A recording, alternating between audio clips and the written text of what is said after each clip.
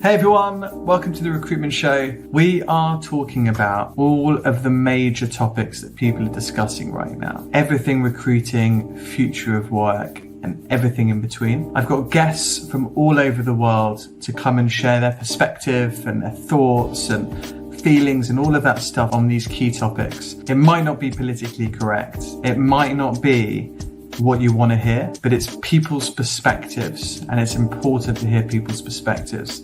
I love storytelling, and I think one story can illuminate a million more and really increase our understanding of these topics. So sit back, whether you're watching live or after, grab a drink, take a seat, and enjoy. Stephen, thanks for putting up with my intro. Pleasure. How are you doing, Lewis? Very good, thank you. How are you? I'm all right. Thank you very much. Good. Thank you for joining me. To give some context, would you mind giving a little intro? You've got a very impressive background, and I don't want to do you an injustice. So, Charmer. Well, thanks for having me on the show, Lewis. Stephen Frost. I'm CEO of Included. We're a global diversity inclusion consultancy that's all about impact, making a difference. My background's commercial, advertising, management consultancy, but I'm a nice guy, honestly. And then I kind of went into diversity inclusion kind of almost, just by chance, really. I got involved in 2000-ish in the States with the gay marriage campaign in Massachusetts, which is the first state to legalize gay marriage in the States. Came back, I was going to volunteer for Stonewall in the UK, but there's actually a job going. So I set up the Diversity Champions Good Practice program back in 2004. And I did that for 3 years, and then moved to the Olympics, where I was chief of staff and head of diversity for the London Games, the London 2012 Olympics and Paralympics, which was great. Brilliant. But I lost all my hair. Then KPMG, a few other bits and pieces, and what I've included really is a legacy of the London Games, because I wanted to make sure that all the experiments we'd done, all the failures and successes we'd learned from, could continue and could be helpful to other companies and businesses going forwards. So I've run that for 10 years now, and we do, I think, some really interesting work all over the world. I also write, so I've written 4 books, most recent one with some of the team members on diversity, inclusion and leadership. And I teach at a few business schools in the States, in Europe, in Asia, to try and make this just part of everyday leadership, really. So it's not a big deal. It's just kind of how we lead effectively. So that's a bit about me, a bit about Included, and happy to have a conversation with you. Brilliant. Love it. Thanks for that. And you're in Istanbul right now. You were telling me off air. Yes. I'm working remotely, very modern, working remotely for a week or so in Istanbul. And great. Nice. And is that just out of interest, is that how your company has evolved? So you guys all working remote, different countries, or have you gone kind of back to an office vibe? It's really interesting because we've always taken a lead from our own people. So in the early days with yours truly and just a few others, it was all remote. It was all virtual. We worked from home, saved the costs, of a fixed space, and just worked virtually. And because we're mostly at client premises, that was fine. But then actually, as it's evolved and we've grown, you've got a lot more of the workforce, particularly some of the younger folks, that want a space to collaborate.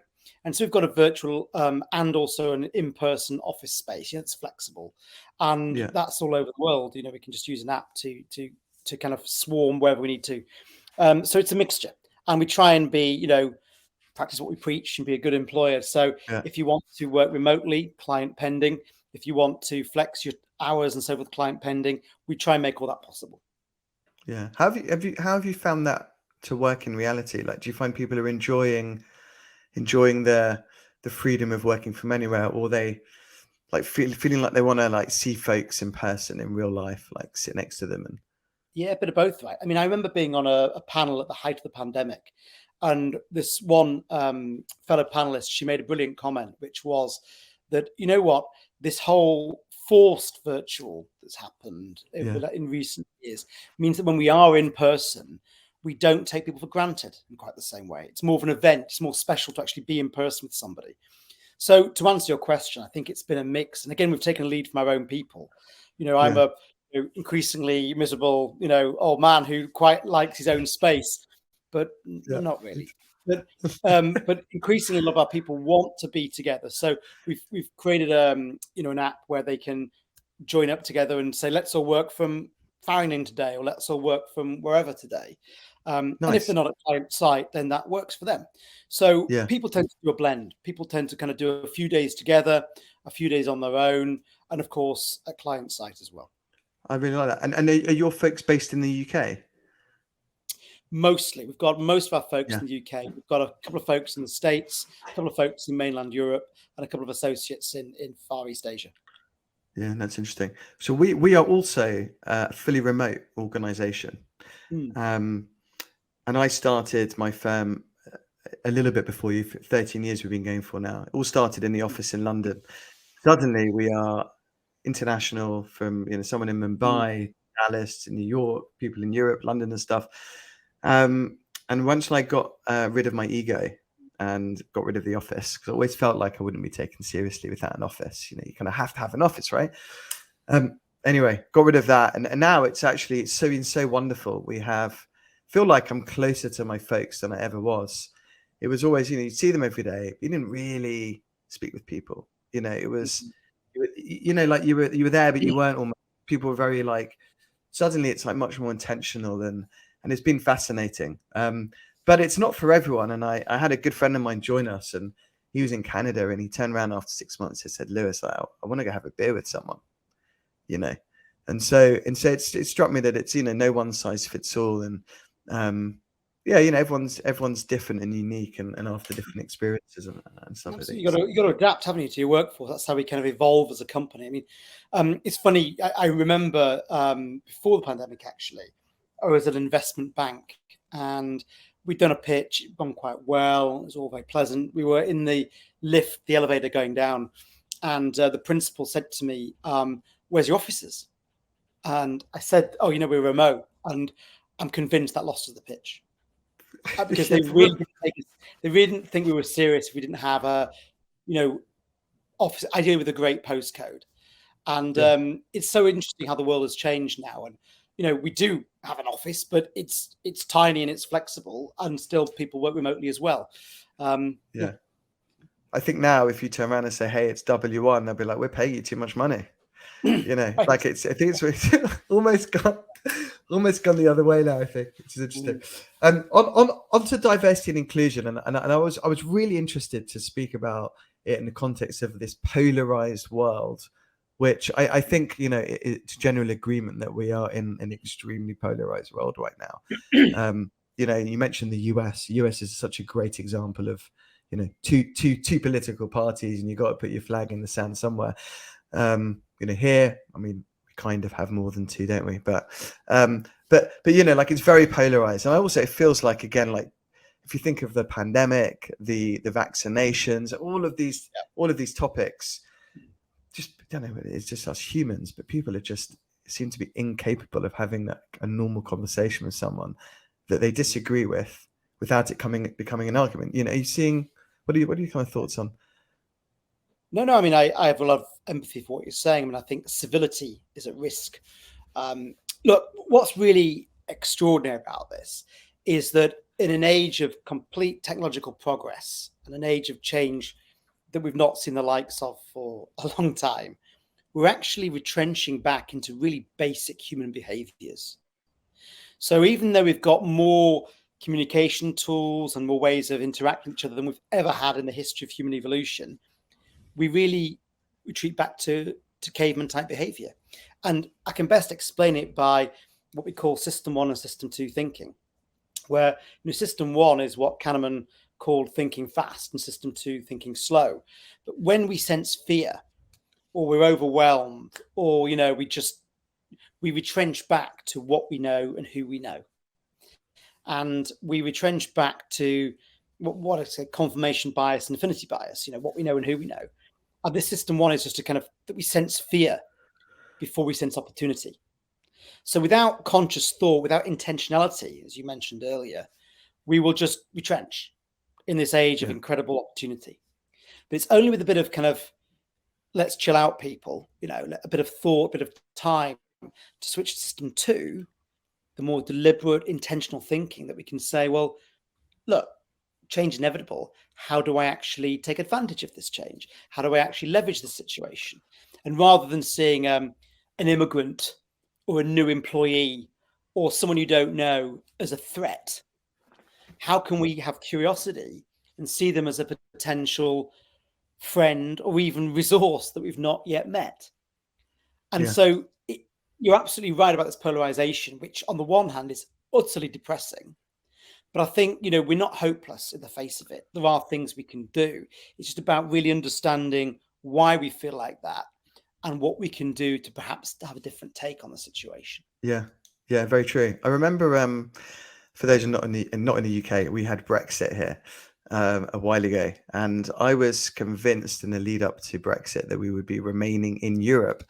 And then Brexit happened, and marginally we as a country decided to leave. And I remember just thinking, wow, I didn't really see that coming. And I was like, well, why not? How come most of my social circle and stuff like were Remainers. Most of the social media feeds I was scrolling through typically were pro-Remain. And then I just remember thinking, I don't really know what other people are thinking and feeling here. And then I made a conscious decision to start to watch and listen to podcasts of people that I didn't agree with, or that were from a slightly different perspective, just to give myself just to learn, because I think, to your point, you have to seek to understand before to be understood. I want to learn from folks and understand what they're thinking and feeling. And I think it's just a really good way to go about it, rather than, this is my view, you guys are stupid. And I'd say so that since that Brexit event, I've just consumed everything from all sides of wherever I can find it. And I think that's been quite a nice way to do it. Great. No, great. I mean, good for you, because I think it doesn't mean you have to agree with people. You just got to understand them, right? Yeah. Empathy is an agreement. It's just, well, number one, it's being a nice person. But number two, I think it actually is in your own enlightened self-interest. Because if you don't understand where someone's coming from, then you're going to have a harder negotiation, working relationship, customer relationship, whatever it may be. So no, good for you. I mean, what you described with the Brexit thing is super interesting, right? Because it's the classic of echo chambers and in-groups, where, we're convinced of our own righteousness, and we only read stuff which affirms our view. Affinity bias, again, hanging out with people or media that are like you. And, if you look at your closest friends and so forth, like you, but unless we consciously reach out beyond those echo chambers, we're not going to get an objective view of the world. Yeah, no, for sure. It's just putting into context of the workplace. And so, I mean, think about you're in a team, and there was US elections, and you found out that someone's voted Donald Trump, and you support Democrats and whatever. I think fundamentally people find it very difficult to work in a team with people that they fundamentally disagree with. And then so it's just such an interesting thing of okay, so how can you really build an inclusive workplace or a high performing team with folks with completely different views? It's just a real fascinating thing to look at. What have you seen that companies are doing well on that? Yeah. I mean, it is fascinating, right? And it can be hard. I'm not going to pretend this is just for sure. It's much easier to manage homogenous teams and diverse teams. So what's the carrot? What's the the prize for engaging with this diverse, heterogeneous team that might give you more difficulty than just a bunch of folks who agree with you? I think actually a couple of things on what companies are doing. The first is that society generally is looking to companies to do this. So it's not like companies are doing something that people don't want them to do. Companies are actually in an incredibly important situation, because in the absence of perceived or real lack of political leadership or other pillars that we rely on for social governance, in the absence of this, people feeling it's all going to hell, actually people are looking to businesses to be that solid middle ground, stable arena where we can disagree civilly, where we can actually look to them for leadership. And so number one, companies are think are responding actually to what people really want, right? The second thing is that the kinds of things they're doing are, one, I guess, reiterating the non-negotiables, right? So you've got to be professional. You can't use expletives in the workplace. You can't beat up your colleagues, So the basic standards of professional behavior, which don't exist in the digital world, right? So I think one is they're doing that, which is great. They're being a benevolent police person, right? And then the second thing they're doing is they're just actually on that, giving. Can I just ask on that? Just a great that first point's a great one. Is there a line? Like, where's the line on that? I think it's just a fascinating one. I mentioned you mentioned superlatives and, like, I guess swearing was a great one, because there was an article I was featuring recently about swearing, and is it okay to swear in the workplace? I mean, I think LinkedIn did a poll. I think the thing was, like, do you swear in the workplace? And 2/3 of people said yes. And thirds, anyway. My point is there like a line, or is that just Yeah, well, do you feel it out? I mean, each their own. I cannot tell people what to do, but as CEO myself of a company, we have a line, right? Which is that ultimately you can't make other people feel so uncomfortable they can't do their job, right? So swearing's an interesting one, right? If I was with my mates down the pub or with my long-standing friends somewhere else, we might have a few expletives flying around, right? But that's because there's high psychological safety. People know each other, letting off steam. We all need a place to be ourselves and vent. But if you're in a professional environment, you or I swearing might think that was perfectly fine. 2/3 of people in the poll, you said, might agree with us. But actually, if you're more junior or new to the team or feeling isolated, it could be an incredible, what we call microaggression or microbehavior, something that actually shuts you down and makes you feel not welcome. And when I've worked with investment banks and on the trading floor with media companies in a high-pressured sales environment, if you're constantly hearing people effing and blinding all day, it's quite aggressive. It's quite intimidating. You don't feel you can necessarily take part. So in other words, it's bad for inclusion. So if you want a more diverse, inclusive environment, even things like that can be a problem. So for me, the line is professional behavior. And the codes of that would be, the law, no harassment, victimization, intimidation of colleagues, right? Would be civility, right? Listening more than talking, not interrupting people in meetings, not using like aggressive language that will shut down the conversation. And then just common sense. Like, are you actually bringing people in or shutting people out? Are you opening things up or closing things down? And I think that line is important because, in a sense, you can believe whatever you want to believe. But in terms of how you behave, you've got to think about other people. Your number two, before I ask a follow-up question on that. Fine. Well, my number two, now I've got to go back to my train of thought. So number one, all right, before you... Fine. Okay. Go on then. While you think about your number two, I was just going to say the other thing was, my question was, people say following on from this is, people say bring your authentic self to work, right? This is an interesting thing. But do they really mean it? I think do they mean bring your authentic self to work as long as you believe what I believe? That's always I find an interesting. Yeah, totally. Sorry, go on. I mean, look, I think hopefully one of the good things about this conversation is we can go beyond superlatives and just superficial chat, right?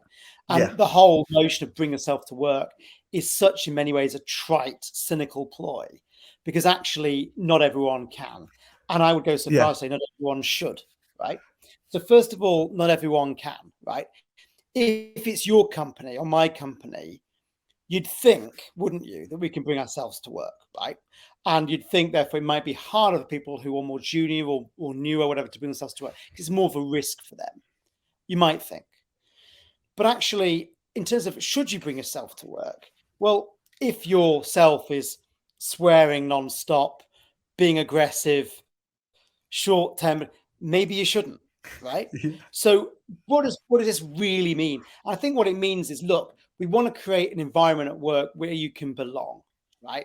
And there are certain things that we can do to make you belong. You're not going to feel harassed, victimized, or intimidated. You're going to be able to put forward your ideas and people are going to listen to you. You're going to be able to disagree with your boss without fear of retribution. You're going to be able to contribute your intellectual and, values-based stuff to your product or service, right? That's what this should be about. Bring yourself to work.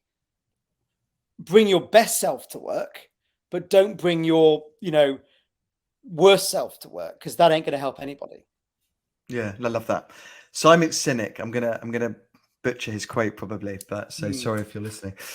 His great quote of, your customers will never love your company unless your employees love it first. Something like that. That's probably the quote, which I think is brilliant because it kind of sums it up nicely. It's you want your folks who are working in your company to love working in the firm, like just love it. Yeah. Everything else kind of takes care of itself from that. Yeah. And I think, moderating yourself in a way, but just being a good human, I think is probably a good starting point. Yes. Because you want to, on the other side, and if there is a front line of recruiting, I feel like I'm on it somewhere. And some of the comments I get from folks on this is, I'd like to be able to have a conversation with someone about something that is perhaps prickly, but like contentious, and they feel they can't a lot of the time. Yeah. How can people go about having people want to, seek to understand, they want to understand folks, and they're not always sure about certain things. How can people go about doing that? Well, yeah, this is really important, right? Because we want to open up conversation. We don't want to shut it down. And if I look particularly in the States right now, there are people who think it's an incredibly litigious environment. They're just not going to go there. And so actually work, which is this place where we could really bring different people together, suddenly we lose that opportunity because people go back and retrench again to who they already know and what they already know. So we got to kind of create these spaces where you can ask, right? Some people need help, training, education, how to ask, right? To be, like kind of giving and receiving feedback, right? For some people, it's not natural. So some people might want a bit of like, don't go in with a jugular question of, where are you from or something. But assuming there's some basic training, education, or, whatever an offer, things like employee network groups or town halls or the internal comms channel of the company are really important places, because it's actually where you're going to meet people that you wouldn't meet in your own private life, in your own circle of friends. And so generally, looking to how, you can learn is really important. And to emphasize why this is so important, if I think about, lesbian and gay history, which is something I've been involved with from Stonewall days, one of the major reasons we've had such progress, particularly in the UK, is because most people who aren't lesbian or gay know somebody who is. And that's often happened through work, through colleagues, co-workers, and so forth. So the kind of cliche comment about what do you do at the weekend, and previously lesbian and gay folks had to kind of like lie or make up different genders or something, that space has actually enabled people to get to know somebody, and it's clearly created progress and inclusion for a lot more people. So what we don't want to do now is retrench where you can't talk about race or you can't talk about disability, because actually you can and you need to. It's just if you're worried about putting your foot in it, check in with someone first. Has it changed now with the remote work, do you think? Like, was it easier when you were sitting next to someone and it would be like, hey, mate, can I just have a quick chat? I wasn't sure about this. What do you think? Yeah. I think it's a really good point, because what remote work has done is in some ways reduce the opportunity for spontaneity, and often reduce those moments of, the water cooler moment, which is where actually really valuable social human interaction takes place. If you think about how inclusion happens, sure, we can orchestrate it remotely like this, or we can bring up a topic or schedule a meeting. But actually, what we call group interaction theory is that, let's say you and I are very suspicious of each other, very fearful of each other, right? Actually, we're going to overcome that most by physically being in each other's presence, right? By reading the whole body language, by having those conversations, by reading the body language. And that's just harder remotely. So that matters, for example, now in terms of promotions, where, we're worried that actually the people taking advantage of remote working are perhaps those who are already, quote unquote, minority, or already more removed from kind of presence and networks and promotion opportunities. And so the in-person thing is just going to exacerbate a divide between who's getting promoted or in the in-group and who's not. So I think you need to be really, really aware of that and think what you can do about it remotely to kind of compensate, just to make sure you're not leaving folks behind. That's an interesting conversation. Do you get passed over for promotion if you're not sitting next to your boss? It's something I've been talking about for a long time. So are you seeing that? Did you say, or? Well, that's assuming the person's really good, right? If they're not very good, then being near your boss might be a way to make sure you don't get promoted. Yeah. But let's just say, we're talking about talent here. I think, Yeah. we are saying that because look, people are human, right? And humans are fallible, and they make inaccurate, illogical decisions and irrational decisions all the time. So I would try, for example, to make sure I've got equal amounts of data on everyone I'm considering for promotion. But if you are physically spending more time with somebody, or you're physically with somebody as opposed to someone who's out of sight, out of mind, of course that's going to affect your decision making. So you've either got to be really aware of it, compensate for it, or you've got to accept it's going to be part of your biased decision making. Yeah, it's true. I think the litmus test for folks is if your team are being made redundant, are you going to be going in 5 days a week or stay at home? Like I think it's, I mean, for me, it's about output and results, outcomes. Who cares how long, where or how long people are working for and stuff? It's not the factory era anymore. And then this is, of course, like the context is you're doing an office-based job. Of course, like it's different if you have to go in somewhere, medical professional or something like that. But it's difficult, and we are human. And if you really like the person sitting next to you, and you kind of know they're not doing as good a job as someone else, it's really difficult to go and give the promotion to that other person. It's a really tough one. Yeah.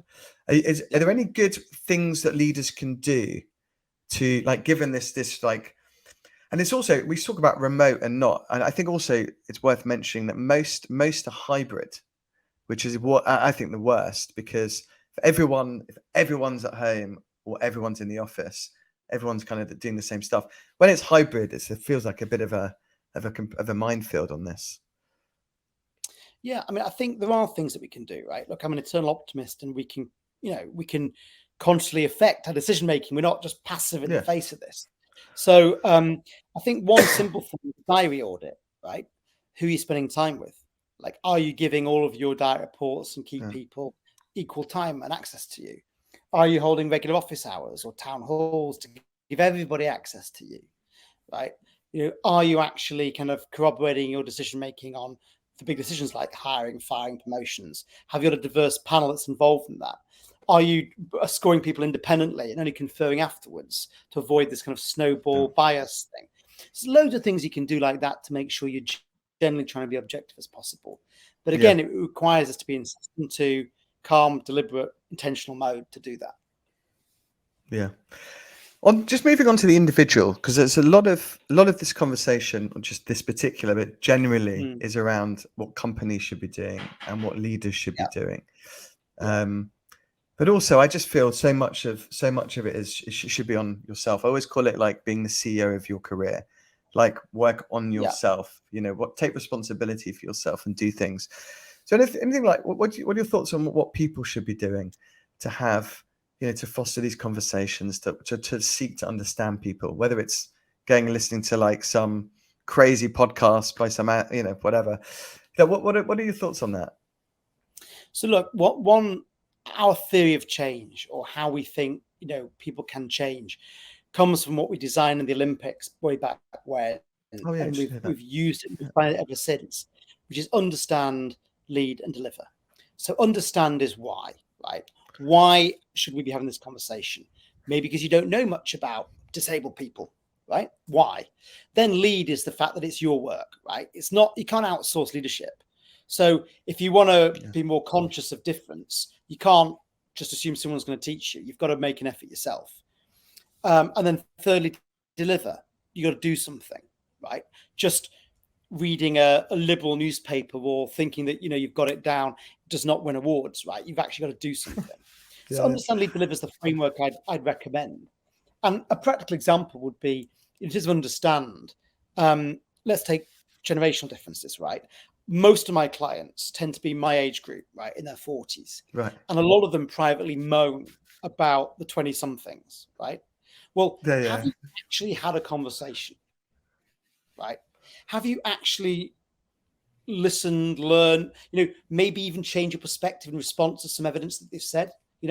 I remember giving lectures in university 10 years ago, and it was in some ways one way. Now students will be on their phones in real time in class and let you know if a source is out of date or a paper's been superseded, right? So you've got to kind of co-opt people in your own learning environment. Yeah. Then I think it's need, right? It's you, right? So if I asked you, Lewis, right, to think about your 5 closest friends in the world, your 5 closest colleagues in the world, right, your partner, your neighbors, it might be, I'm not saying it is, but it might be more homogenous than you think. So what are you doing to diversify that group? What are you doing actually in terms of your own bias, affinity and confirmation bias? And the fact is, right, I need to reach out to more people I don't know, or make sure I'm talking to her in the company that I haven't spoken to for a while. So again, what are you doing? And the third thing will be deliver, right? So a really, really simple thing that I've given to lots of my clients is what I call the platinum rule. And the platinum rule is different to the golden rule. The golden rule is how I was brought up, which is always treat people as you wish to be treated, right? Really nice, polite and friendly. But it's not enough. The platinum rule is treat others as they wish to be treated. So actually, wow, okay, you like, the town hall's better in the afternoon, even though I'm a morning person, right? Or, actually the team prefer working in an office, even though I'm a remote person. How can we adapt to others? And if we can all think about our why, think about our own work, and then do something practical to demonstrate that we've listened and learned, and then that is a massive contribution towards inclusion. And not only is it you adapting and being a nice human being, as you said, it's also your own professional development, right? Yeah. Like, I'm a bit of a technophobe, and I've just got to lean into it and embrace the fact that a lot of my younger colleagues are all over tech. And if I don't make an effort, I'm going to get left behind. So there is a bit of that kind of adaptation process, which is nice, but also essential for your own learning and progress. Yeah, I think to that point, it's a good point. A lot of people are so set in their ways, but from all different sides. So like, you're the fantastic leader that's thinking about your team and how they want to work and providing the right environment. You'd find a lot of people, whether they want to admit this or not, it often doesn't come the other way. It's no, so I've got to work this way, and I'm not prepared to be flexible. And so, to get on in life, to get on in work, to get the promotion, to be that leader, you've got to be thinking, you've got to be, what's the word? Probably flexible in your thinking, adaptable. I think it's got to work both ways. Yeah, the two-way street's really important, right? Because I'm with the kind of the 40, 50 something CEO who's like, you won't believe what they want now. And I'm also with the 20 something, 30 something in the network group who's like, I can't believe the CEO doesn't do this. Well, you've both got to move, right? You've both got to move. And so it's about really, and we do facilitation in these sessions where it's like, what are you going to give to get, right? You can't just expect you to get everything. So if the CEO is making a real effort to have town halls every week, even though they don't like town halls and even though they're a morning person, why don't you make an effort to show up and even ask perhaps a possibly framed question, right? And build this virtuous circle. And so you've got to do it, right? Rather than just assuming it's a one-way street, which is a highway to hell. You got to. And then also maybe save your outrage. A lot of people get outraged so quickly nowadays on these things. Save your outrage for when you really need it. But no, seriously, on the human stuff, I think it's so important. And certainly with we've got, I'm sure you've used ChatGPT and some of these AI platforms that are coming down. I think for me, like the number one skill that you need to work on is human skills. Like people need to work on their human skills. And this is all of that. It's like conversation, being able to speak with folks that you don't agree with, getting on with people. The world is a crazy place, and like the more of it you explore, the more diverse it becomes. It's just wonderful. And if you're in a global team, global teams are super diverse, right, by nature. And so you're going to have to start to just work on those things. Listen, ask good questions, seek to understand. That's going to stand everyone in really great stead, I think, as you go forward. So, indeed. Yeah. Love it. Stephen, love that. On your books, what was your last book? What's the last bit that The last how book can was people called find The it? Key to Inclusion. Yeah, The Key to Inclusion, published by Kogan Page. And what I'm most proud of in the book is not only the content, which I think is really good, but the way we did it. Because we had a team of about 14 authors, super Oh, diverse, wow. talented people, contribute to the book. So it's not just my Nice. perspective, it's our collective perspectives, which are kind of going Nice. through the key things like system one, system two thinking, or in and out groups, or culture intelligence. And so I think it's a really handy kind of reference for folks, for a lot of the things we're talking about right now. How did you go about writing a book with 14 other? Did you collect everyone's ideas and then edit it and the whole thing? I'm doing a book at the moment with someone as well. So two of Right. us, and it's been a really Right. fascinating process to go through. Yeah. Because the first one was on my own, which in one way is very easy, but to the point, maybe blind spots.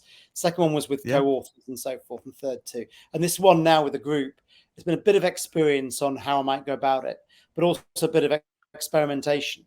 So I kind of had the general synopsis of the book and what I wanted to cover, and reached out to people who might be interested. And then we did a V2 of the synopsis to check that we'd kind of covered the major things in the right order, then divvied up the chapters and then let people lead on the chapters.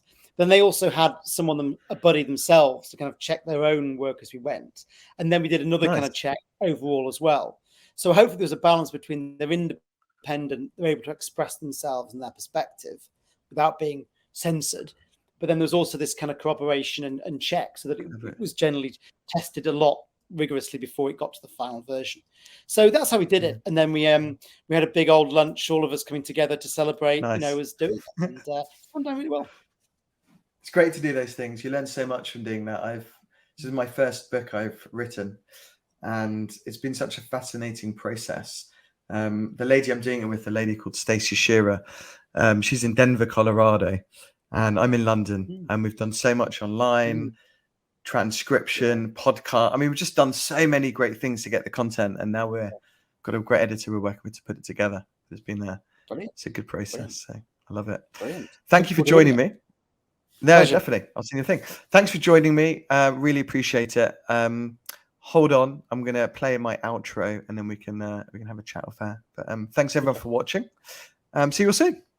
Thanks a lot. Cheers. Thank you so much for watching. Hope you enjoyed it. Please do not forget to subscribe in all the usual places: YouTube, Spotify, Apple Podcasts, anywhere you like to watch or listen to a podcast. Any comments or feedback, please drop us a DM. If you've got anything that you want us to discuss, again, feel free to get in touch. Have a wonderful day.